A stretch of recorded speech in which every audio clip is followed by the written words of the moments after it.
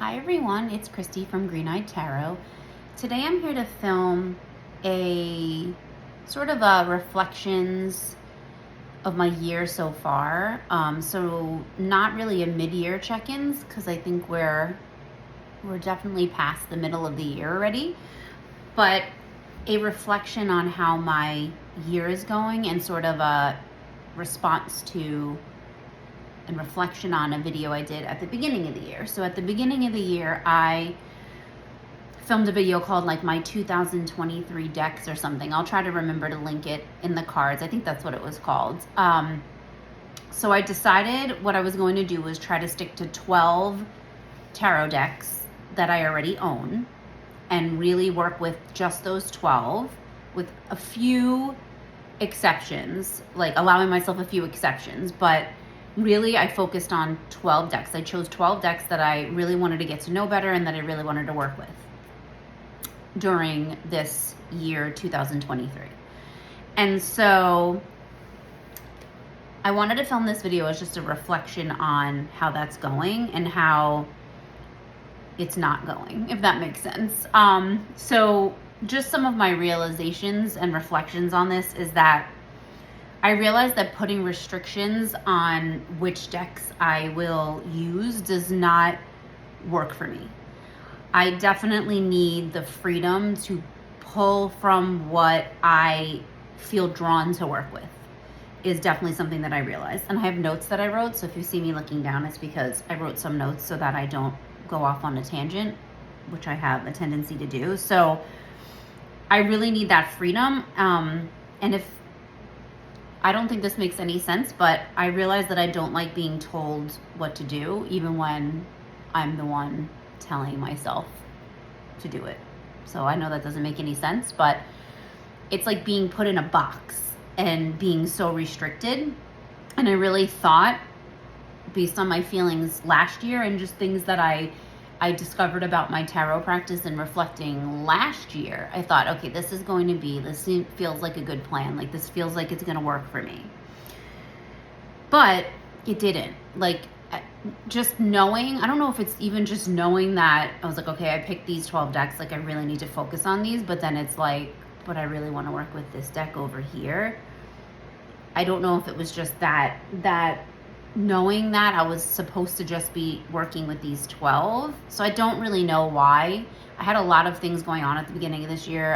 I started a new job. I left another job that I loved, and it was just a lot of emotional stuff going on. And so I think that probably had something to do with it. But anyway, so I realized it doesn't work for me. These restrictions, like trying to plan, I really had the best intentions. My intentions were there, and it just didn't play out that way. The other thing that I realized in a reflection that I have is that deck overwhelm is a real thing for me. This is something that I already filmed a video about last year and spoke about. And I've heard people in the tarot community, like on TarotTube and just in tarot spaces like on Facebook and Instagram, that really dismiss it as that it's not really a problem. But respectfully, it's a problem for me. So it may not be a problem, and that's great. Like, people who have 500 tarot decks, who are tarot collectors and have these like massive, wonderful, like beautiful tarot collections, like that's wonderful. Like I have nothing bad to say. Like it's you do you. Like, if it's making you happy and this is something you love doing and this is your passion, like go for it.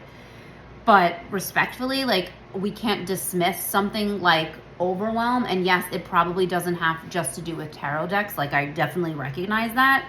But respectfully, this feeling of overwhelm and getting like very anxious and just feeling very like scattered because of the amount of decks is a very real thing for me.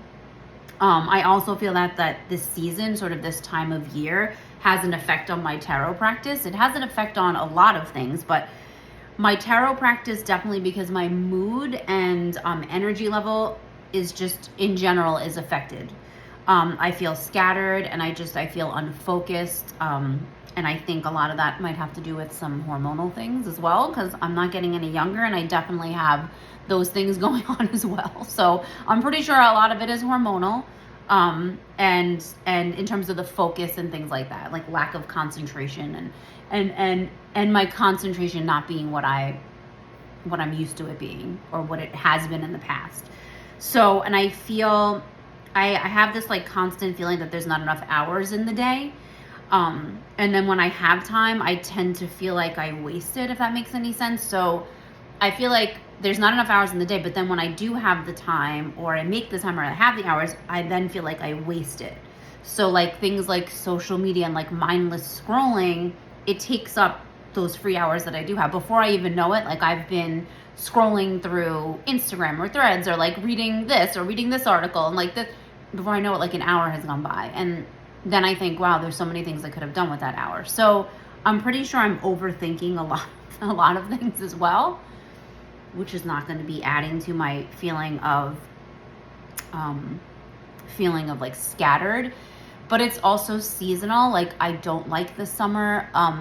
The humidity in my area where I live, the heat, it makes me feel heavy and like bogged down, and I just feel like sticky and stuck. It's like the sensations that the weather is giving me, like physically, like when I go outside and it's like all sticky and it's like you feel disgusting, it's like it's making me feel that way on the inside. I feel heavy and bogged down and things like that. So that sort of all of that is compounds to give me this feeling of just not being able to focus because of the season we're in. I'm not really a summer person. Like I love the sun. I don't even mind the heat. I love going to the beach. I live on an island, so I love the water. I love the beach, but just in general, this time, I feel like seasonal affective disorder that people talk about so much in winter happens all year, and I feel like it can definitely happen all year to all different types of people and all different times of year,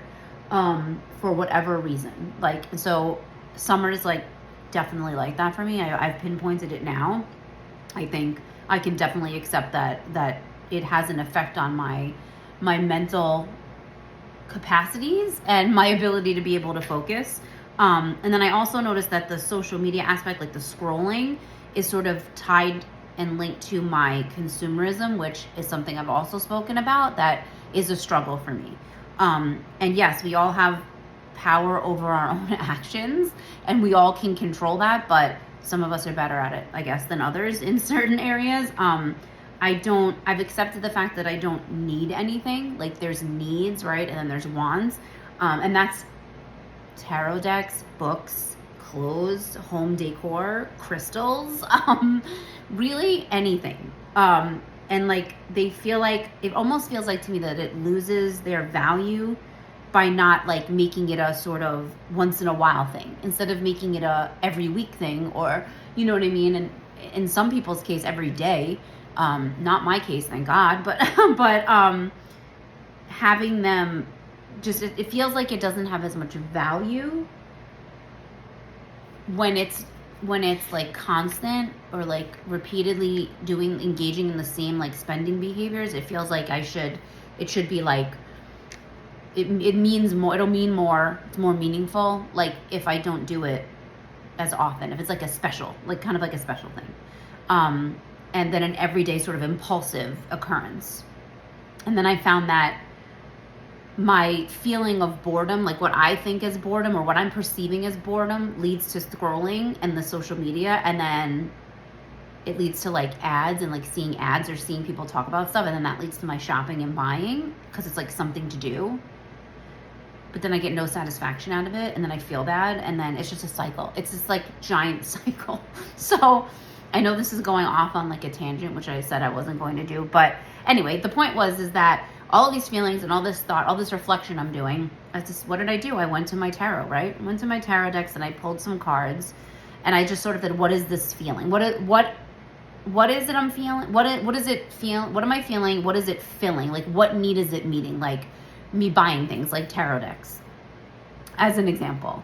And so I pulled the Six of Pentacles, which I thought was really interesting because I read that as like, maybe instead of, like maybe the need it's filling is like, I don't know, a disconnection I have with people. Like I'm not connecting with people and I'm not sharing my time and maybe my talents, my energy, my thoughts, my ideas with other people.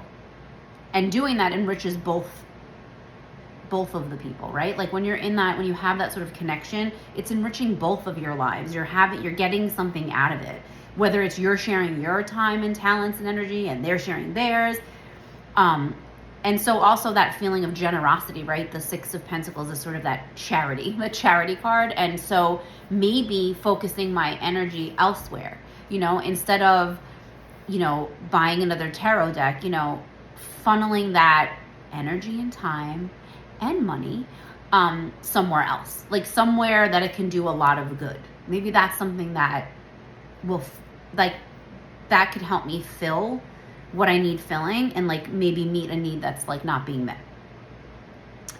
And then I also pulled sort of another card as like an extension on that. I was like, okay, so the need that it's filling, like what can fill it instead, what need is that filling and why? So I pulled the King of Wands, which again, I thought the King of Wands energy to me, like the message I got immediately when I pulled that was that the King of Wands does not waste time on frivolous things. And frivolous things can be defined, it's very subjective, right? Like what I think is frivolous, you may not. You may think it's completely important and something that warrants your time and attention and your energy. So the need to feel like I'm relevant, maybe and like a leader in some way, because and it's interesting because the position I left, the job I left, I was in a position of leadership in terms of me supervising and managing a pretty decent sized team of people. And I was so stressed that I moved out of that position because I've been doing that for a very long time, and I moved into a position I don't manage anyone. I manage myself. I'm only responsible pretty much for myself, which is very different feeling for me. So while I'm happier and less stressed and I have a much better work-life balance, giving up some of that leadership type role and energy, is probably, I'm probably grieving a little bit of that, if that makes sense.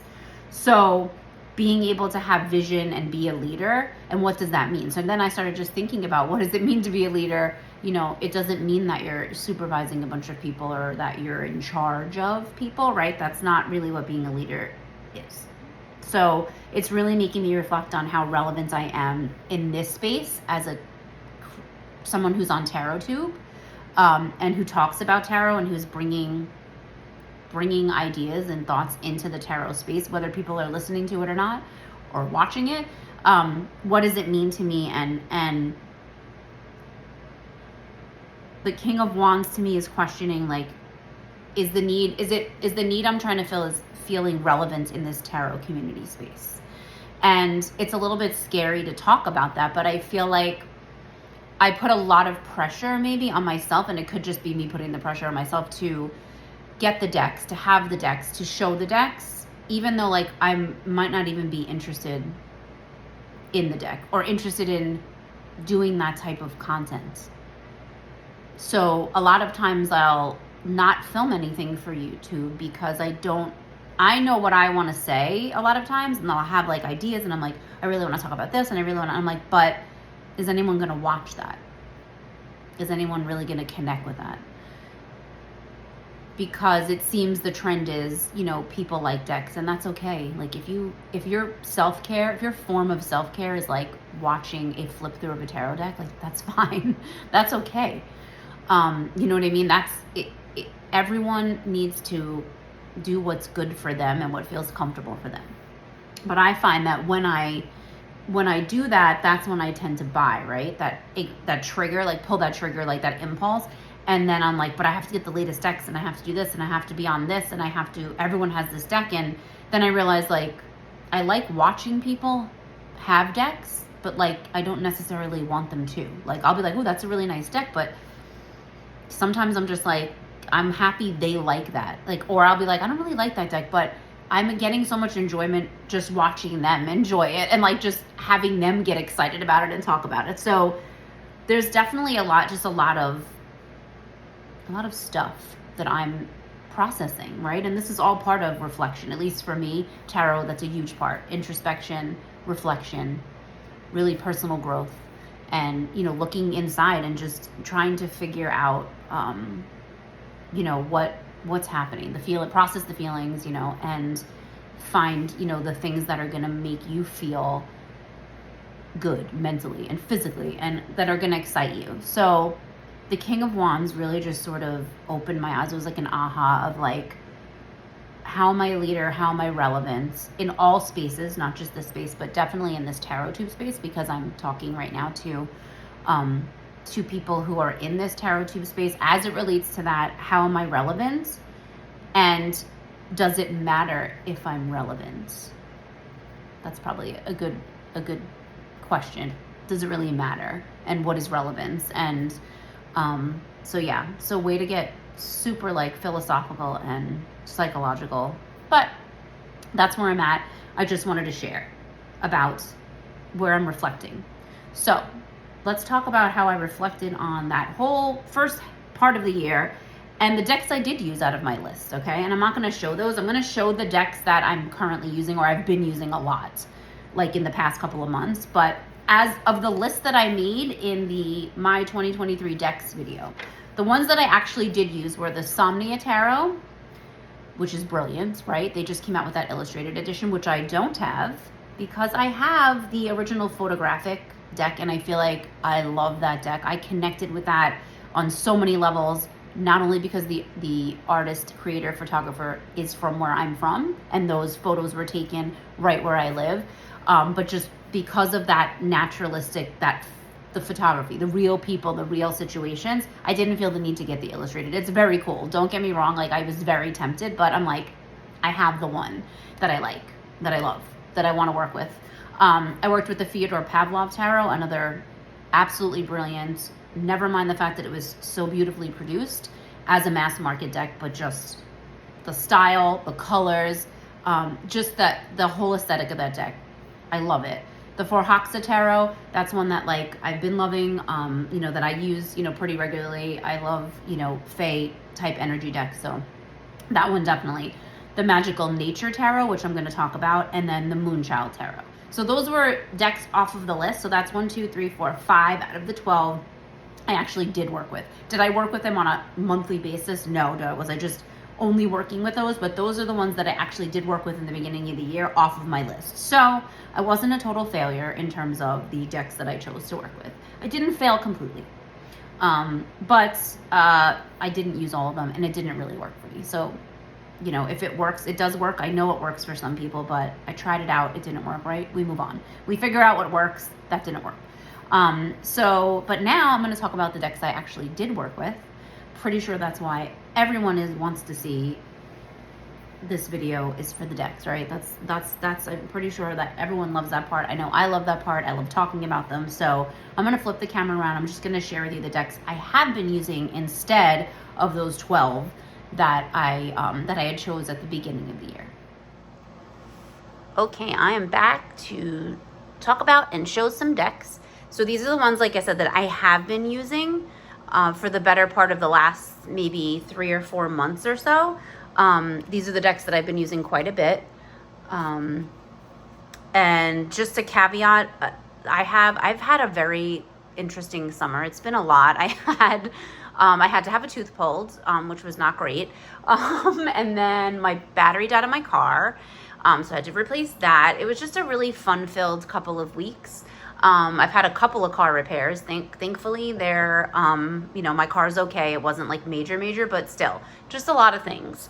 So I'm pretty sure that's affected my feelings about summer too. I'm like definitely ready for fall, as you can see from my little crystal ball over here. I just have to like show this off because I'm so excited. I just want it to be the fall already. But look, he's like a crow. He has these cool red eyes, the crow, and then there's like bats flying around when you, so yeah, so I'm super excited about this little guy over here. He's sitting on my table. So I'm very ready for fall. But I have been using tarot. some weeks I'm like super like into using tarot every single day. I've been like, my head's really been in it. And some weeks I'm like, I'm just not feeling it. I have no energy. So it's been like an ebb and flow, definitely. It's been a very cyclical thing right now, but these are the ones that I've been using quite a bit. So we have the Terra Volatile and the Super Oracle. So I've been using these together, so that's why I'm showing them together. The Terra Volatile is just like, it's just amazing. It's, man, this deck is just, it's fucking hardcore. Like, I don't know how to describe it other than that. It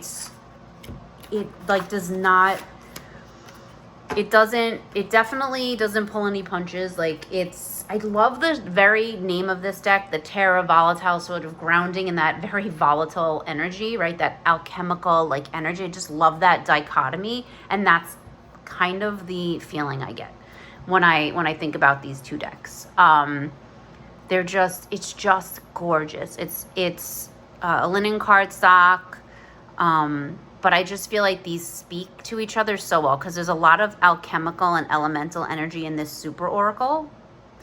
And so I feel like it speaks to each other very well. The Super Oracle is based on Jungian archetypes.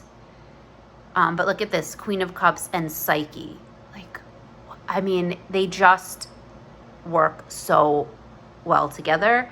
Like I said, because of their energies, like the elemental energies. Oops, upside down. I love this Eight of Wands. Like, I love an Eight of Wands that's not just wands flying through the air. Like, give me an Eight of Wands that doesn't have just wands shooting through the air. These are shooting out of her head as if they're part of her mind. Like, the imagery, I don't know. I can't say enough about it. Been using this, the Terra Volatile for ancestor work. I used that quite a bit at the beginning of the year for ancestor work. But look at this, the Fool and Oracle, right? Like, it just speaks to each other so well. Energetically, I mean, aesthetically, I think it definitely goes together very well. Look at your Two of Cups and gentleness. Like that Two of Cups, right? That partnership, that relationship, that give and take, that gentle acceptance of one another. Man, I just love these decks. And now I'm getting like all excited. I haven't been using them as much together lately. Now I want to pull them out again.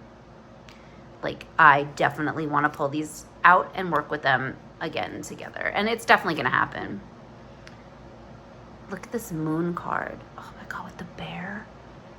Man, I love this Super Oracle. It took me a while to get this. Like, I haven't had it for that long. Oh my God, Rebirth. Yes, please. I have that instead of the Death card in here. Terra Volatile has so many options for kind of customizing the deck. It has all these extra cards, which is great. So anyway, I could go on and on about these, but they work so well together. Terra Volatile, easily probably one of my favorite decks of 2023. So maybe that will be a video, right, at the end of the year. Hopefully we'll see a whole bunch of those go around, and we'll get that tag going, my favorites from 2023. This would definitely be on there. The Terra Volatile, it is. I knew I was going to love it, and I waited a long time for it. Because, they weren't printing them, and then they finally opened to pre-order. So I waited a while for it. So I think, like, the build up to it, I was like, oh no, is this deck going to disappoint me? Like, all this building up to it? Oh no. Exact opposite. I'm obsessed with it.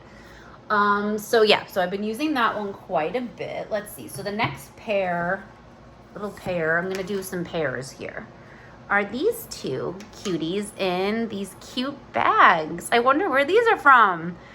And who made these adorable little bags? So, okay, so obviously we have the Cottage Witch Oracle, which was created by Krista over at Cottage Witch Wares. She's Cottage Witch Tarot on YouTube. Her shop is Cottage Witch Wares. Like, hello, can we just talk about the bag? It's the cutest thing ever. And here's another. I quite adore Krista's bags, so I have quite a few of them. But this one is perfect for this little gem of a deck. That's Tarot of a Witch's Garden. So this is one that, oh my gosh, when it got released, it was everywhere. I was like, oh my gosh, it's like deck frenzy. So yeah, but like, let's just talk about like aesthetically, like, yeah. Sorry. Aesthetically, how well these go together. I mean, look at the greens, this like forest green. I can't contain myself. But yeah, so Tarot of a Witch's Garden, I've really been loving. I had like reservations about this one. I was like, am I gonna like it? You know, how am I gonna like it? But I love it. I think it's amazing. Look at this. 7 of Pentacles and mint abundance. I mean, yes, reaping what we sow. Look at that work we're putting in. It takes work. The abundance will come if we work. The Knight of Cups. Appreciate. Oh my gosh, and the Knight of Cups is such a dreamer, like such a lover. Just that idealistic love, you know, that idealistic. And I just love how, because it's Tarot of a Witch's Garden, there's lots of plants and herbs and flowers because it's Tarot of a Witch's Garden, right? So lots of things that we would find in a garden.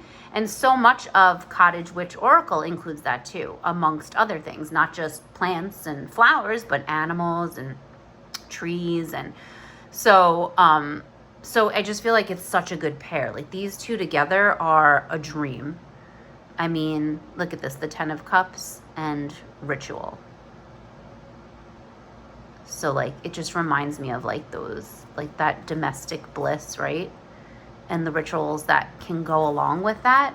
I just feel like the keywords on here are so like straightforward, but you can apply them in so many different ways. So yeah, definitely. These two together have been so much fun. Sometimes I just use Cottage Witch to pull, like usually right before I walk out of the door to go to work, I pull a card, because I'm like, okay, so what are we doing today? What's the energy for today? What do I got to pay attention to? And I use the Cottage Witch for that because it's just so cozy and it just makes me feel so, ooh, look, the Ace of Wands and Storybook Escape.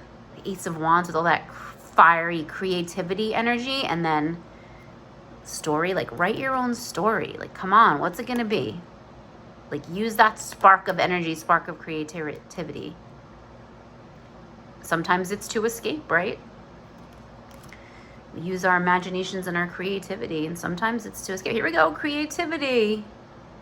Oh my God, look at that rabbit. Anyway, so I feel like you can definitely see why these two, you know, work so well together. Just in every way. Energetically, aesthetically, they're amazing. And the cardstock is like almost exactly the same. Like they're both a linen cardstock, so they just feel so good, like in that sensory way, you know, together. Tactile experience is the same for almost the same for these two decks. So they're just a dream. It's like almost like they were made for each other. So yeah, so Tarot of a Witch's Garden has been a delight. It really has. It's really touching my witchy heart, and like this deck, forget it. This deck is like, it is like my heart in a deck. The Cottage Witch Oracle, it speaks to me on a lot of different levels, and it's a treasure for sure. To lots of people I see, because I see it all over Instagram, and I know so many people who love this deck, and it's warranted. It makes so many people happy. So Krista should be really proud of that, because it brings people a lot of joy, I think. So that's something to be said for that, right? So let's see, what else have I been using? So this gorgeous deck. Oh my gosh, this is the Revival Art Tarot, the 2nd edition. Oh my gosh, this deck is it's just so beautiful. It's like an art museum in a deck, right? The Revival Art Tarot. It is gorgeous. I mean, just beautiful. These are the backs. They're like a little larger than standard tarot size. They're definitely more of an oracle size. They're a matte cardstock. They're just, this deck is, ooh, chef's kiss, definitely. And so, yeah, so it's like you take this out and it is like walking through an art museum with all the masters and just these classical paintings, and just, it reminds me of the Met, right? I live not far from the Metropolitan Museum of Art. It's one of my favorite places in New York.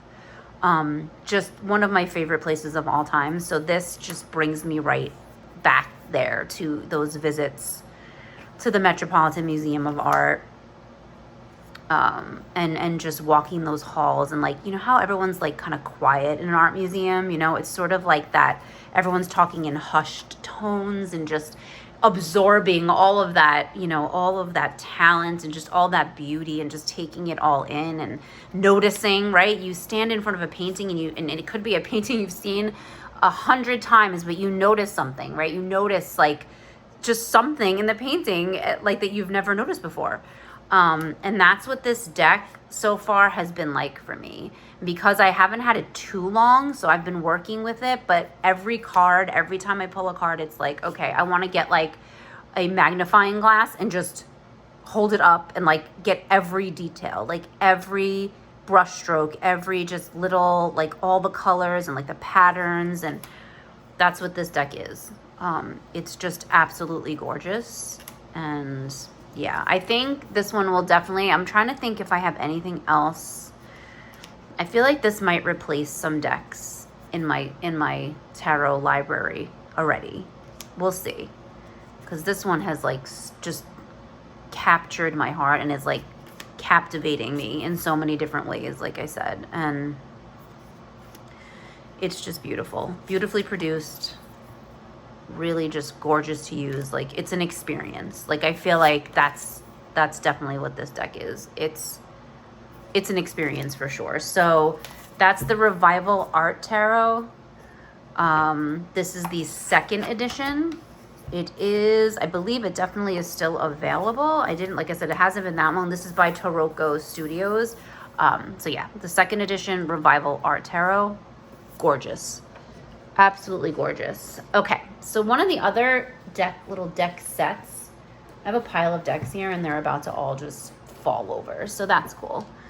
So in this bag, I have actually a little deck pair in here. So this is a really interesting story, and I plan to make a video about this deck because one of these decks I actually had and I rehomed. I ended up selling it to somebody on a tarot buy and trade site, and then I ended up getting it again not that long ago. And I can't really pinpoint why. I think I can pinpoint. I feel like I probably could pinpoint why. It would just, like I said, I was going to explain it in another video, but this is the Wildwood Tarot. So this is a very well-known deck. And then this is the Divine Nature Oracle. So the Divine Nature Oracle I've had for a while, and I was using it for like everyday, like single card pulls. And the guidebook is golden. Like, I feel like the guidebook is where this deck shines. It just has beautiful messages. I love the titles of the card, but it has amazing messages. And I have a video about this deck. It was like pairing my new Oracle, I think it was called. Again, I'll try to remember to link it. But this deck that's an A+ Oracle, and I don't use Oracle that often, and this one is just amazing.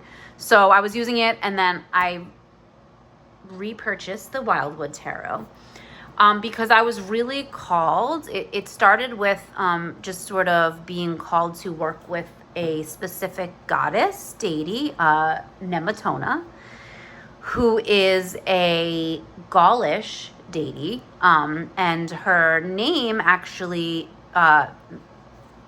translates to sacred grove or sacred space. And I was really called to work with her, and I've made a strong connection with her through a lot of ancestor work that I did, and just ancestry, like and genealogical studies I've done. And so I I don't know what prompted me, but I immediately was called to get the Wildwood again, because this deck follows the Wheel of the Year, and it has a very pagan, to me, a very prehistoric, sort of very far back pagan, druidic / Celtic feeling, to it. And that's sort of really what I was trying to connect to.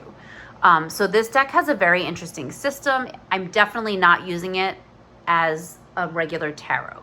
So I will say that I'm not using it in the sense of the tarot, like the tarot system and the way I pull, like way I work with my other tarot decks. This is a very specific practice I'm using this for, working through the Wheel of the Year, connecting with the seasons, connecting with that energy and the messages that come in the cards. And then the divine nature is just really, because of the obviously earthy and very nature aesthetic and energy in this Wildwood, this deck just really goes well, with the Wildwood. And I apologize, these cards are a little glossy, so are these. So we're definitely getting glare, so I do apologize for that. But the pole star, love that. True north, your true north. Engage your invisibles, love that. The invisibles that are around. Look at the green woman. Surrender the resistance. Look at this figure like just sinking into the earth. And then think about the energy of the green woman or the empress and just like meditate on that for a moment. The messages are just, and like aesthetically, they may not match up entirely, but man, do they like just energetically match up. Face your dragons. Look at 6 of arrows, right? Like, are you fleeing from something, or are you headed towards something? It's a transition, but like a transition to what? Your transition to finding your power and facing your dragons. Like, just the messages in divine nature really complement this deck very well. And I love that the Wildwood has a keyword on it. It either has like a title or a keyword on the minor arcana, which is, to me, very helpful, especially when pulling Oracle with it. So the forest lovers, love that lovers card. And radiate self-compassion, right? You have to love yourself, connect with that self-love before you can really connect and love someone else, at least in my feelings, my thoughts about that. 4 of stones creates stillness. Look, protection. That little fawn is very still, as they sometimes are, right? They stop, they freeze. If I don't move, they can't see me. So this has been a beautiful pairing. 2 beautiful decks. I'm happy that I have the Wildwood again, using it in a very different way than I did the first time. And I'm thinking that using it in this way is really helping me connect to it in a different way, because I'm not using it strictly as a tarot deck. So I'm really looking forward to continuing my journey with this. Can we just talk about this bag? I love this bag. I think I got this from, I have to remember, it's an Etsy shop. I'll try to remember to link it. I can't remember the name. It's something like bees, serpent, and something like that. It has bees. It's been a while. I've had it for a long time. I've had many decks in here, but this is great because it fits both in here, and I'm using these pretty much together only right now. So it's nice because it fits both decks and the divine nature. And it's reversible. So the inside has these cute brooms, like these besoms on the inside. I love it. So that's the divine nature and the Wildwood that I've been using together. Okay, so where are we now? Okay, so one of the other decks that I've been really using recently is, let's see. So I've been using Woodland Wardens. This really never goes away. Again, I use this as a 1-card pull a lot of days. Sometimes I pull the Cottage Witch Oracle, and I pull one of these. So sometimes I pull Cottage Witch and Woodland Wardens. This was the last one that I pulled, the cat and lavender independence. Oh my gosh, this deck is just gorgeous. This combines animal and herbal energy in such a beautiful way. And oh my God, Baron Cedar, this is my favorite card. That it really has taken the place of all other decks like this. So I have rehomed like a lot of my herb decks and a lot of my animal decks because this is really the one for me. I love Jessica Rue's art. I've been a fan of her art for a very long time, way before Woodland Wardens was released. But this deck is really, again, it's a very tactilely pleasing experience for me. Just sensory. I love the cardstock. It's sort of a matte, it's like a little cardboardy, but it feels like, I don't know, to me it feels like an old book, like an old field guide type of feeling. So to me it just adds to the aesthetic, but I love the matte cardstock, just really brings her artwork to life. So Woodland Wardens is pretty much always in my reading space because I do just use it. I use it with lots of different decks, and then I just use it on its own too. So this is one that I've been working with pretty regularly as well.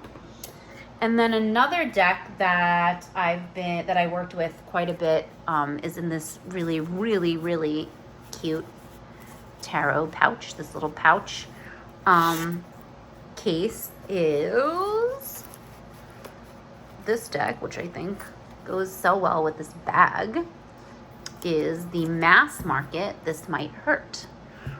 So this is a standard Rider-Waite-Smith, but just it's so well done. It's so well done.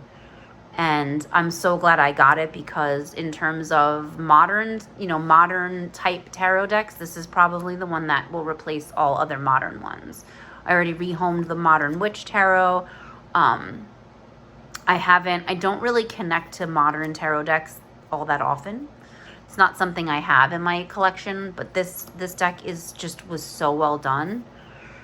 And the guidebook is just the way the creator connects her personal relationships and experiences in the guidebook is, I absolutely love it. I read the guidebook pretty much from cover to cover because I just got engrossed in it. It was one of those things where I just sat down when I first got the deck and I just read it. I read it all the way through. So this is a very inclusive, very diverse, just a beautiful representation of the RWS for modern, with a modern take. And it's really beautiful. I'm glad I have it. And I'm glad I've been able to work with it. When I just want an RWS, this is the one I'm grabbing. Like when I just want an RWS clone, especially a modern take, this is the one I'm grabbing. So that's the Mass Market This Might Hurt. And then the only other deck that I've been using lately quite a bit is this Oracle that I've had forever. I haven't had the box for it in quite a long time. So this is the Goddess Inspiration Oracle by Kris Waldherr. So this deck has been around. I think this was the first Oracle deck that I ever had. This and the Doreen Virtue Goddess Guidance cards. Those two were my first. So that one and this one were my first Oracle deck. So this has been around and it definitely has wear on it. It doesn't, like I said, I don't have the box. I do have the book. But I have been using this before bed. So this stays on my night table. I pull one of these as like a goddess energy, and I think of it as a goddess that's singing me off to sleep, right? That's sending me off, into dreamland. So this is by Kris Waldherr. And like I said, this has been around for a long time. I'm pretty sure it's still available. Don't quote me on that.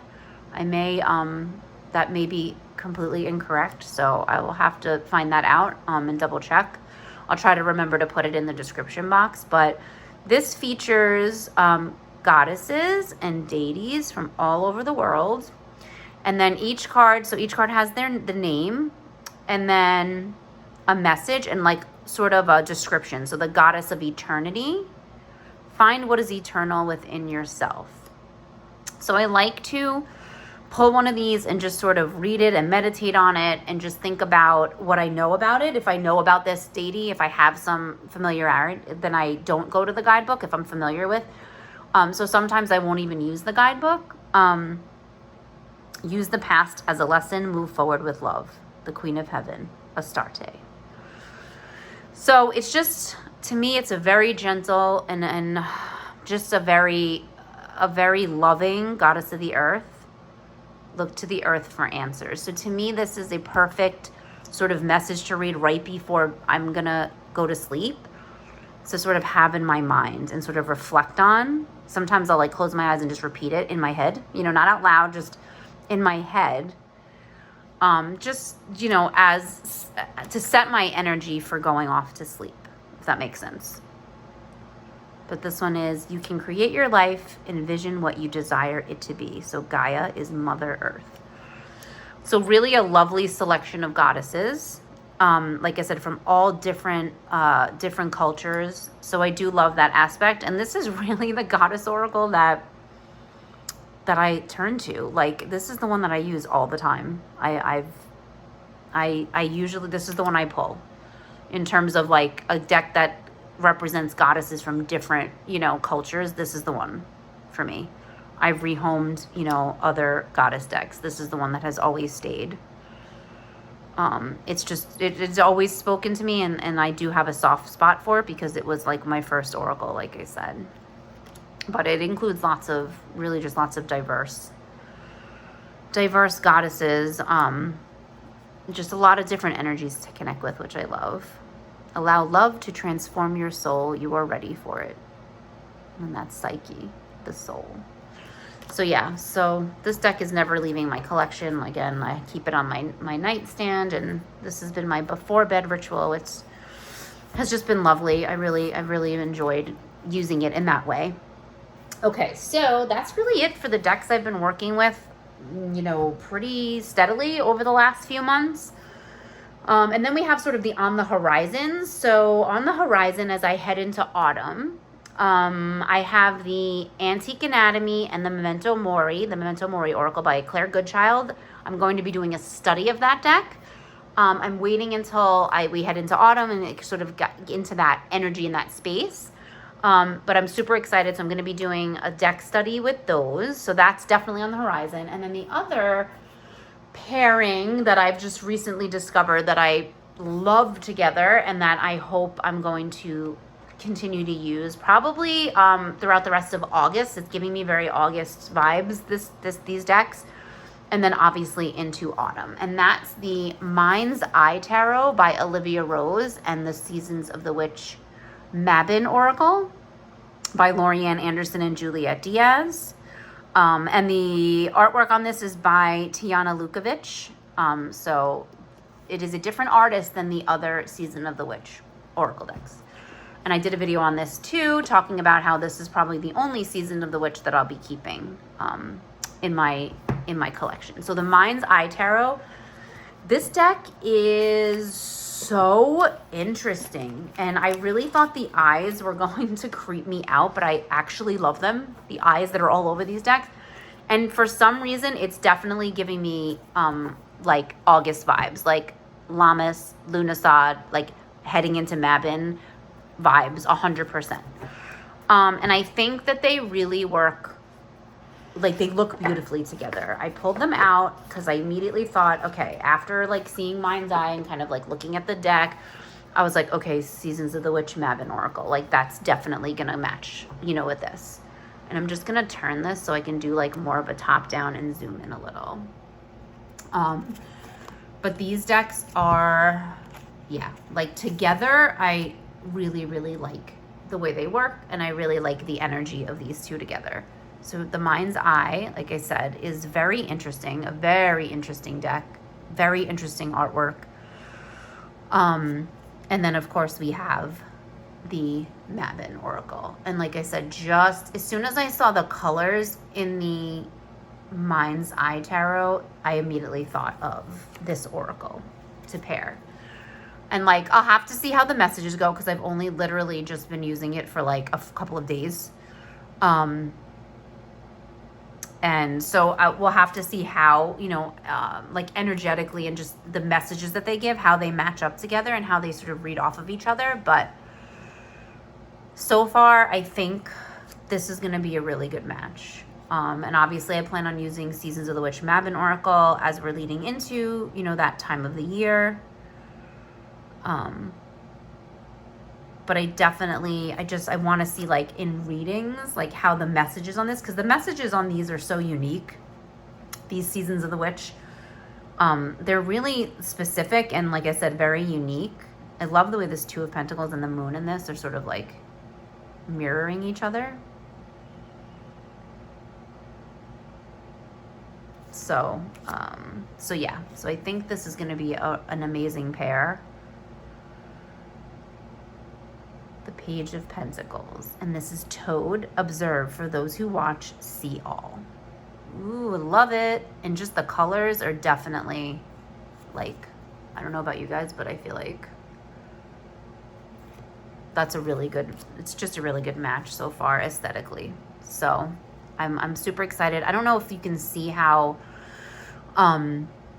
the Mind's Eye Tarot, there's a lot of suns, there's a lot of sunflowers, and that's definitely just giving me, like I said, that those August, you know, vibes, that Lammas, that harvest, you know, that sort of late summer vibe. So I think this is going to be cool. I definitely am looking forward to this quite a bit. So that's it. That's on the horizon. I'm sure there will be other decks that I end up pulling off my shelf and working with. I feel like I definitely, you know, will be changing it up as we move into the seasons, different season, and it's the shift and that shift in energy. There'll definitely be other decks I want to work with, but so far those are the ones that I've been really enjoying. Please, in the comments below, just like share what you've been loving, what decks you've been using. If there's one or two in particular that you've just really been using like every day and like diving deep with, or any new decks that you have that you're really loving and enjoying, or if you have any of these decks, your thoughts on it. And please, if you have not done so, please like this video, subscribe. I'm going to be putting out more content as I'm becoming more confident, and like I said, understanding my relevance and my space in this tarot tube land. I'm going to be definitely creating, you know, and putting out more videos also as I feel more energetically inclined as we move out of this hot season. So if you'd like that, and then please, you know, definitely subscribe so that you'll know when I post my next videos. And I hope to connect with you all soon. And I will see you in the next video. Bye.